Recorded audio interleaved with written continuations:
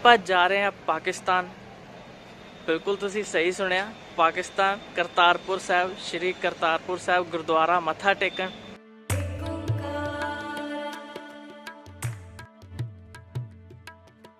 आज सिख यात्रियों के लिए करतारपुर राहदारी खोल दी गई है। ये एक तारीख साज दिन है।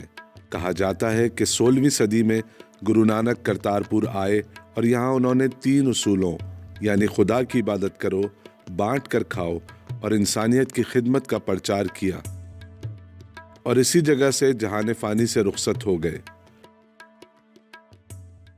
लोग ऑलरेडी अपनी साइट्स को विजिट करना चाहते हैं, वो बहुत सेक्रेट है उनके लिए। तो आपको फुल फ्लेज कोई कैंपेन्स या अवेयरनेस की ज़रूरत नहीं है। आपको जस्ट अपने एंड से ये करना है कि हम लोग इस चीज़ को एक्सेप्ट करते हैं अगर हमारी कंट्री में ये हो रहा है, प्लस हम इसको ऑर्गेनाइज करने के लिए इधर हैं।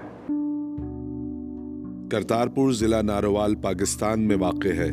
वही पाकिस्तान जिसके क़याम के वक्त ये ख्वाब देखा गया था कि यहाँ सब मज़ाहिब के लोग अपनी आज़ाद हैसियत के मुताबिक ज़िंदगी गुजार सकेंगे। आप सब आजाद हैं अपने मंदिरों में जाने के लिए, आप सब आजाद हैं अपनी मस्जिदों में जाने के लिए और किसी भी और इबादतगाह में जाने के लिए। इस ममलकत पाकिस्तान में आपका ताल्लुक किसी भी मजहब, जात या अकीदे से हो, ममलकत का इससे कोई सरोकार नहीं। ये वो शहर तो नहीं जिसकी आरज़ू लेकर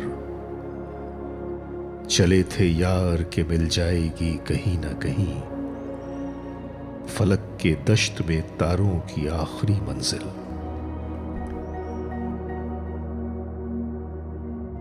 It was the majority of Muslims who led the movement, but they were a minority, and all the minorities participated. जो उस वक़्त इस खित्ते में थे, जो अब पाकिस्तान बना है, उसमें जो मसीही थे वो भी साथ थे, जो सिख थे वो भी साथ थे, हिंदू भी थे, सब थे। ये सब ने मिल के तहरीक ये चलाई जिसकी वजह से पाकिस्तान जो था ये अक़लियतों ने बनाया। पाकिस्तान जब बन गया और एक सूरत हाल बनी और पंजाब में वायलेंस का सिलसिला 3 महीने तक मुसलसल चलता रहा, जब लोगों को मारा जा रहा था, तो उस वक्त ये बात जो है ये मुल्क सबके लिए है, वो उसके बिल्कुल अपोजिट था। नतीजतन वो 11 अगस्त की तकरीर जो है उसे कहीं दबा दिया गया। असल में जो कानून है वो हमारा इमरानी मुआहदा है ना, और इमरानी मुआहदा वो है जो कॉन्स्टिट्यूशन हम बनाते हैं। अब कॉन्स्टिट्यूशन में हालांकि आर्टिकल 20 है, 21 है, 22 है, और उसमें ये हर एक को है आज़ादी फ़िक्र, आज़ादी इजहार और अपनी प्लेसेस ऑफ वर्शिप में जाना और कायम रखना, स्कूल अपने चलाना, जिसमें अगर स्टेट उसको फ़ंड नहीं कर रहा तो जो चाहते हैं वो पढ़ाएं भी। लेकिन बात यह है कि अब तासुब हमारे यहाँ छा गया। जितना खून, इंसानी खून मज़हब के नाम पर बहा है, किसी और अमल से नहीं बना। जैसे भी है, जो भी है, इंसान में सबसे बड़ी जुनूनियत उसका मज़हब है। अफ़गान जिहाद शुरू हुआ, उसने मज़ीद वायलेंट इम्पोजिशन ऑफ रिलीजन उसको जो है एक सनद दे दी, और फिर उनको इजाज़त दी कि वो खैबर से लेके और ग्वादर और कराची तक आ सके। वो अपने साथ वो क्लैशनिकोव कल्चर भी लाए, वो ड्रग्स भी लाए, वो सब कुछ लाए, और फिर लोगों में वो एक डर सा पैदा हो गया कि यहाँ पे लोगों को वो लगा सकते हैं, फ्लॉगिंग भी हो सकती है, कुछ भी हो सकती है, ब्लेसफेमी के ऊपर क्या कुछ हो सकता है। वो 86 में ये जो पिटीशन लगा के इन्होंने ब्लास्फेमी लॉ को उसमें कहा कि डेथ सेंटेंस डाली जाए, उसके असरात जो फिर मुरतब होने शुरू हुए, तो वो 92 में जो है जो किलिंग हुई उसके नाम पर, वो 92 से शुरू होती है। और जब कानून बनाया जा रहा था तो ये कहा जा रहा था कि हम किसी कत्ल गारत गरी को रोकना चाहते हैं कि जो इसके नाम पर हो, ताकि कानून के तहत उसको सज़ा दे दी जाए। लेकिन वो कानून के तहत सज़ाएं तो आज तक किसी को नहीं मिली, लेकिन लोगों ने कानून अपने हाथ में ले लिया।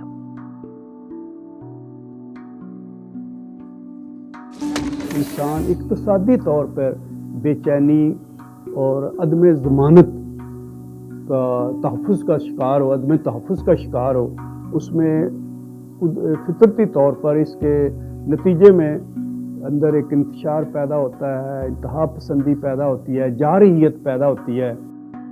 وہ جو عدم برداشت کا ایک صورتحال پیدا ہوئی تھی، اس میں یہ سب چیزیں جو تھیں یہ نمایاں ہو گئی کہ اقلیتوں کے ساتھ بدسلوکی شروع ہو گئی اور انہوں نے اس پہ آنکھ اپنی بند کر لی۔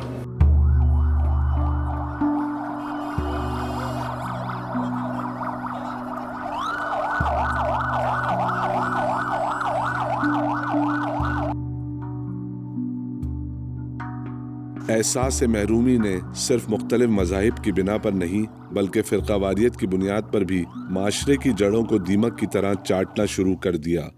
جب یہ واقعات ہوئے تھے دہشت گردی کے ہمارے ساتھ، تو ہم اس کو سمجھ نہیں پائے کہ یہ ہمارے ساتھ واقعی یہ ٹارگٹ کلنگ کے واقعات ہو رہے ہیں۔ ایک واقعہ ہوا، 2 واقعہ ہوا، 3 واقعہ ہوا، اسی طرح کچھ سال گزر گئے، اور ان سالوں میں آپ اندازہ لگا سکتے ہیں کہ جو کمیونٹی پہلے ہی مٹھی بھر کمیونٹی ہے اور ایک خاص لوکیلٹی میں رہتے ہیں علمدار اور ہزارہ ٹاؤن میں، ان کے لیے ہر ایک کو اپنی سیکیورٹی اور اپنی حفاظت کے ان کو لالے پڑ گئے۔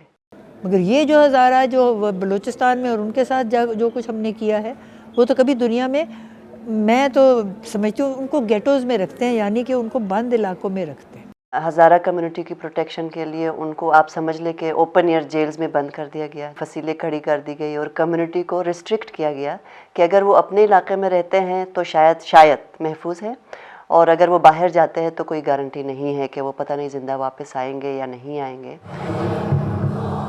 مذہبی عبادتگاہوں میں جہاں لوگ اپنے باطن کے سکون کے لیے جاتے ہیں، اپنے معاشرے کی بقا کے لیے، استحکام کے لیے دعا کرنے کے لیے جاتے ہیں، وہیں خطرات ہیں۔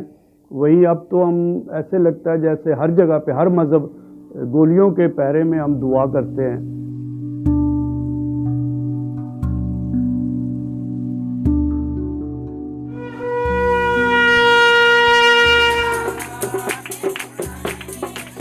ہر انسان برابر ہے اور ہر ایک اپنی مرضی سے زندگی گزارنے کا مکمل حق رکھتا ہے کہ ہر ایک کو اپنے مذہب کے مطابق اپنی مذہبی رسومات ادا کرنے کا پورا حق ہے۔ کیا ہم یہ سمجھنے میں کامیاب نہیں ہوئے یا ہمیں یہ سمجھانے کی کوشش ہی نہیں کی گئی؟ ہم اقلیت اور اکثریت میں تفریق ڈالتے رہے اور مذہب کی جبری تبدیلی کا ناسور ہمارے معاشرے کا بھیانک حصہ بن گیا۔ باوجود اس کے کہ سندھ اسمبلی نے اقلیتوں کے حقوق کے حوالے سے نئے قوانین متعارف کروائے، پھر بھی ملکی سطح پر اور خاص طور پر اندرون سندھ میں نابالغ بچوں کو زبردستی اپنا مذہب بدلنا پڑا۔ اس ضمن میں 21 نومبر 2019 کو چیئرمین سینٹ اور اسپیکر قومی اسمبلی کی کاوشوں سے مثبت تبدیلی دیکھنے کو ملی، جہاں مذہب کی جبری تبدیلی کو روکنے اور قوانین بنانے کے لیے ایک پارلیمانی کمیٹی تشکیل دی گئی۔ سول سوسائٹی اور ہم خیال افراد اس کمیٹی کی تشکیل سے نہایت پر امید ہیں۔ اب یہ سب کچھ گورنمنٹ نہیں کنٹرول کر سکتی، یہ ایک انڈیویجول لیول کی بھی رسپانسبلٹی ہے کہ آپ نے دوسرے کلچر، دوسرے ریلیجن کو ایکسیپٹ کس طریقے سے کرنا ہے۔ ہماری سوسائٹی میں یہ ایک بہت بڑا ایشو ہے کہ ہم اپنی سیکرڈ چیز کے علاوہ کسی اور چیز کی اس طریقے سے رسپیکٹ نہیں کرتے۔ تو میرے خیال سے ان کو پریزرو کرنے کا سب سے اچھا طریقہ یہی ہے کہ اویئرنیس تو ابھی چل رہی ہے، اسکولز لیول پہ بھی بچوں کو یہ سکھایا جائے کہ یہ بھی جو کمیونٹی ہے یہ بھی اتنی ہی پاکستانی ہے جتنے آپ ہیں، اور ان کے بھی گاڈس، ان کے بھی جو آئیڈیاز، پرسیپشنز ہیں، ان کی اتنی ہی رسپیکٹ کرنی ہے جتنی اپنے کی کرنی ہے۔